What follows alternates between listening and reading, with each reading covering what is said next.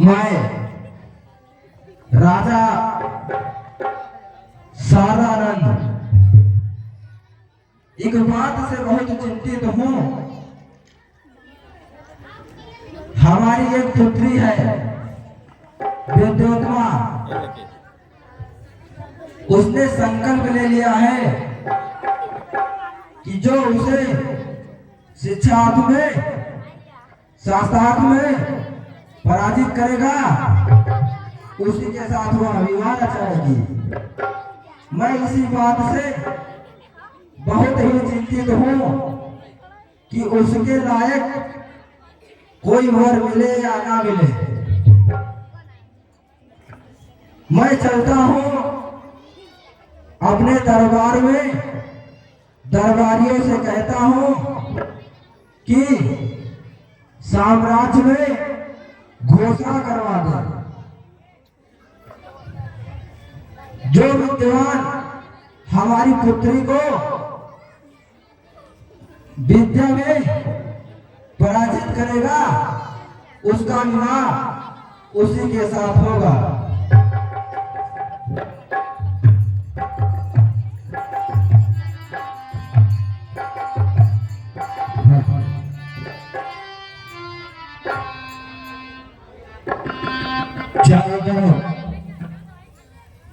संदेशा भिजवा दिया गया है। महाराज सदानंद जी के मुखार बिंदु से अभी जो उन्होंने कहा, उनके साम्राज्य में चारों तरफ संदेशा भिजवा दिया गया है कि उनके परम विद्वात्मा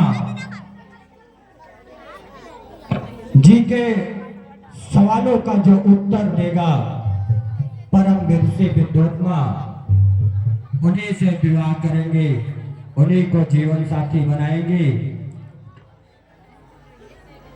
थोड़े ही समय में आप सबके बीच में राजा जी के दरबार में साधु संत परम ज्ञानियों के भीड़ इकट्ठा हो जाएगी।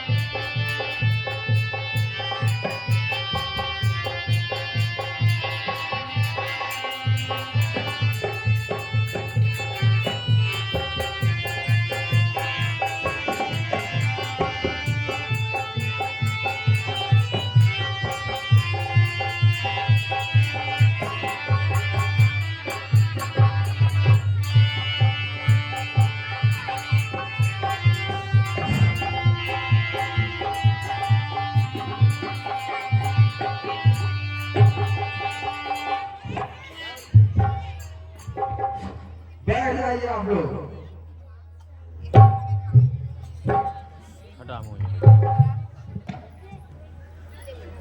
आप लोग को तो पता ही होगा आप लोग को यहाँ बुलाया किस लिए गया है। हाँ महाराज, हम लोग भली भांति जानते हैं हमें किस लिए बुलाया गया है। तो सभा शुरू की जाए। शुरू की जाए।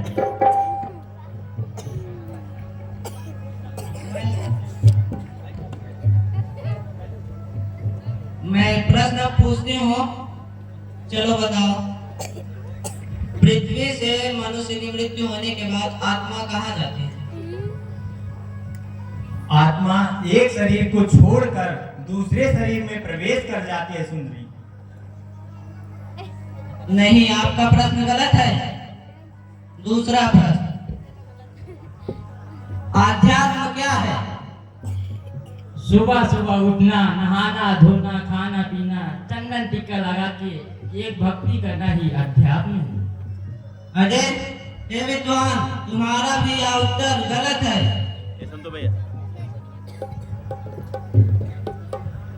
धर्म क्या है? धर्म अपने धर्म को बचाए रखना ही धर्म है। ये सब विद्वान है? नहीं, खास विद्वान है। जब ये हमारे प्रश्नों का उत्तर नहीं दे पाए तो ये क्या हमसे विवाह करेंगे?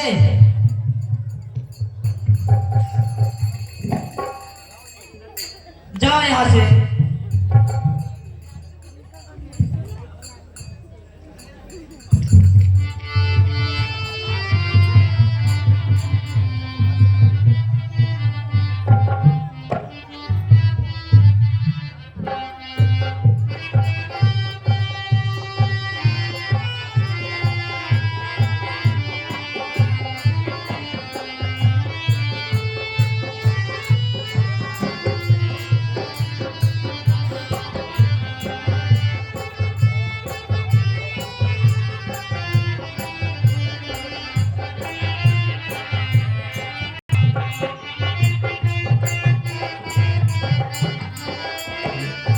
सुनो भाइयों, वो क्या इतना विद्वान है कि हम जैसे विद्वानों का अपमान करते जाएगी? हम इसका बदला जरूर लेंगे, अवश्य लेंगे। हम इसका विवाह ऐसे व्यक्ति से कराएंगे जो संसार का महामूर्ख व्यक्ति हो। ठीक, तुम ठीक कहते हो। इसका इस विद्वान होने का घमंड हम जरूर तोड़ेंगे। हाँ, चलो हम किसी मूर्ख को खोज में निकलते हैं। लेकिन इस संसार में मूर्ख कहाँ मिलेगा? किसी रास्ते से ढूंढते फिरते चलेंगे, रास्ते में तो मिलेंगे ही जरूर। चलो चलते हैं।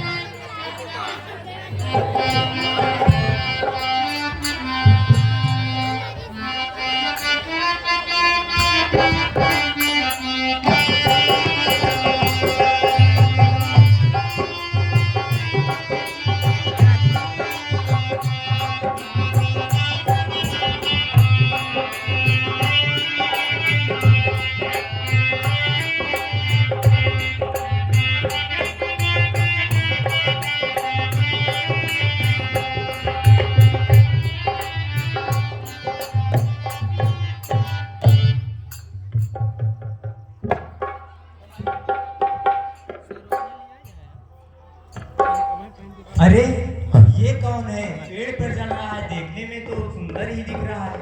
और देखो देखो भाइयों, जिस डाल पर बैठा है उसी को काट रहा है।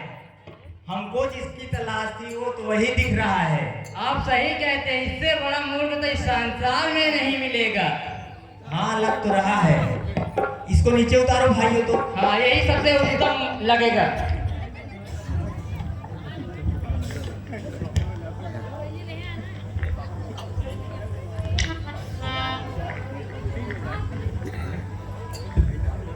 ए बाबू, यहाँ आओ तो। अरे भाई, काहे हमें बुला रही है? अरे आओ तो पहले नीचे आओ, आओ। करो पेड़वा से। अरे भाई, हमें तो भी लकड़ी काटना है, घर जाना है, गाय ढूंढना है। अरे आओ आओ, तुम्हारी आओ, थोड़ा शादी काम का सुन लो सुन लो। आ जाओ। हाँ हाँ, अरे आ रहे हैं तुरंत। जल्दी आओ जल्दी आओ।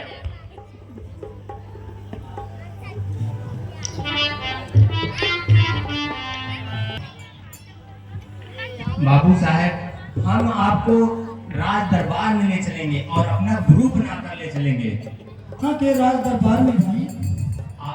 आपको राज दरबार में ले चलेंगे, विवाह आपका करा देंगे। विवाह? अरे हाँ, बस इतना ध्यान रखना, आपको शांति से वहाँ मौन व्रत बनाए रखना है।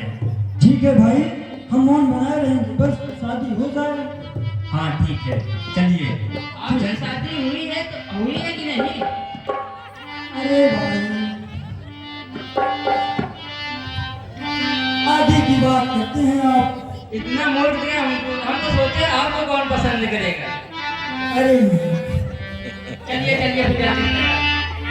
ठीक है भाइयों, इसका पहले हुलिया चेंज कर दिया जाए, इसको राजकुमार के जैसे, गुरु के जैसे समझाया जाए। जी जी, अब तुरंत इसको तैयार करते हैं हम तो।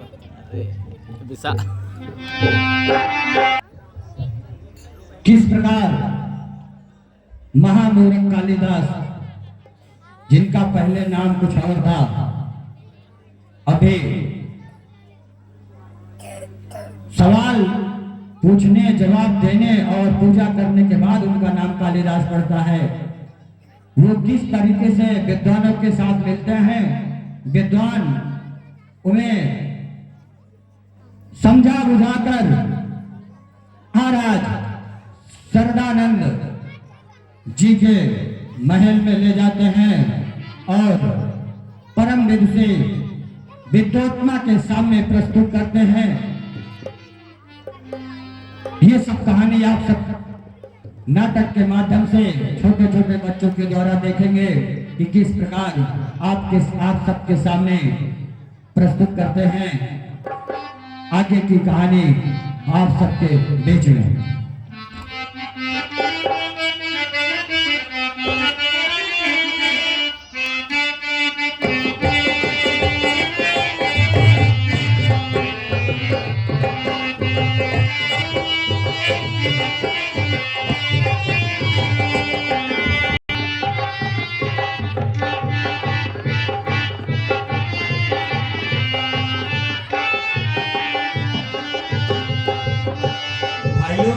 इसे इस तरह सजाओ कि हमारा गुरु दिखाई पड़े और राजकुमार भी दिखाई पड़े।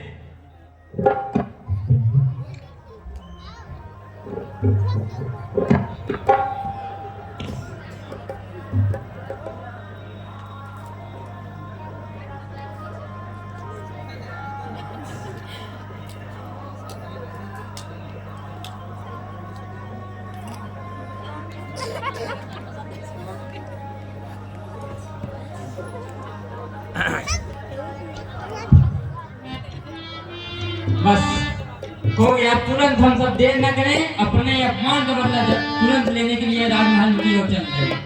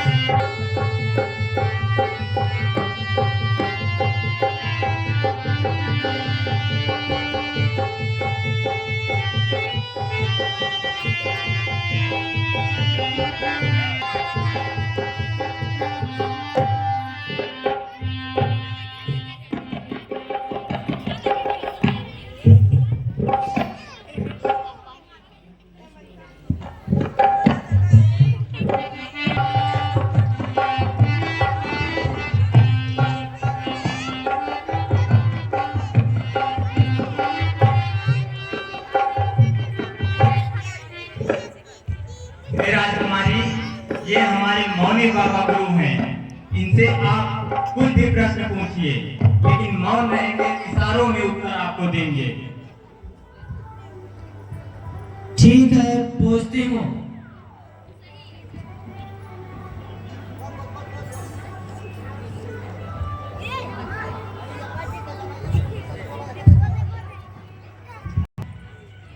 अरे ये तो हमारी एक आप होना चाहती है, हम इनके दोनों आते हैं।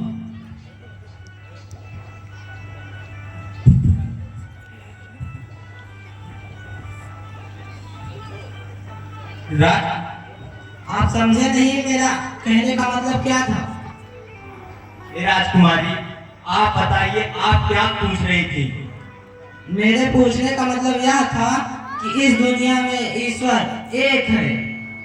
हाँ, ये भी बता रहे हैं ईश्वर दो होते हैं, एक अध्यात्म के रूप में जो परम शक्ति है और दूसरा प्रकृति के रूप में जो हमारे साथ में है। आत्मा और परमात्मा दोनों का मिलन होता है तब एक होते हैं, इसलिए इन्होंने दो बताया है आपको। ठीक है, मैं अब दूसरा प्रश्न पूछती हूँ।